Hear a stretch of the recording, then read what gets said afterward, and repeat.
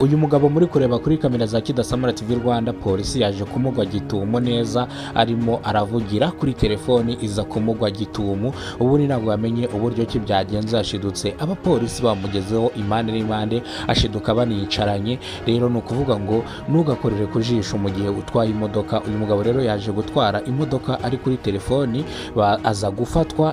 Bibutse ko iyo ufashwe uri kuvugira kuri telefoni utwaye imodoka wandikirwa amafaranga angana n'ibihumbi 35, jeune circulation ya 25, ndetse no kuvugira kuri telefoni 10 akaba 35. Amafaranga yagiye rotari ahita aba 45. Urumva ko ari umushahara wo kwezi kose. Bityo rero polisi ishishikariza abashoferi bose batwara imodoka n'abatarashoferi, abantu bafite imodoka zabo kugiye batwara ibinyabiziga byabo batari kuri telefoni. Kandi ikindi, gutwara uri kuri telefoni byatuma ukora impanuka itateguwe, bigatuma ukora impanuka bitunguranye. Byagenze gute rero kugira ngo uyu mugabo bamugwe gitumo?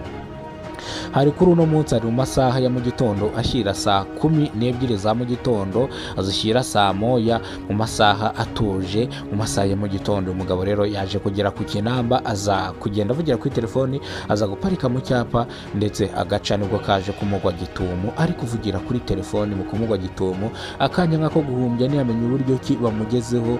Traffic polisi wo mu muhanda yahise amugeraho, dore ko ikorera imbere cyane, asaba imbabazi, aratakamba, biranga bibujya ubusa, bamubwira ko bagiye kumwandikira n'ikindi gihe atazongera gukora aya makosa.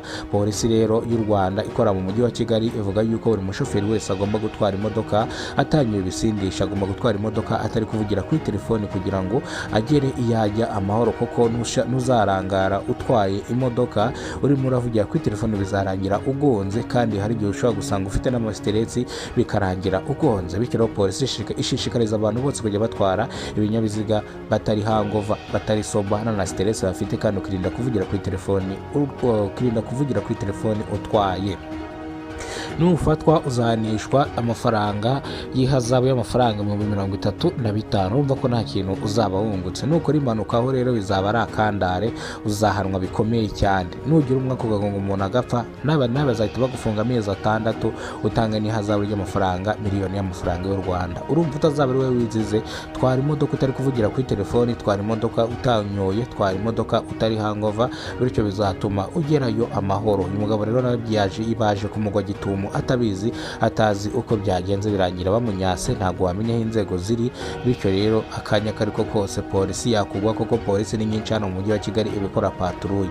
Bityo rero bikorera ku jisho, twara imodoka yawe utanyoye ibisindisha, twara imodoka yawe utari kuvugira kuri telefoni, ugere mu rugo amahoro. Bityo rero bizakubera byiza cyane, urugendo rwawe urusoze neza. Reka nongere mvuge ngo Imana ikurinde, Imana iguhereze ubuzima buzira umuze, Imana ikomeze ikube hafi. Ndabakunda cyane wakoze subscribe w'agaciro. Ibyo wakoze twarabishimiye, nawe utarayikora yikore kugira ngo ujye mu mubare w'abantu dushimira. Mwarakoze cyane kudukurikirana, amakuru nakagaruka.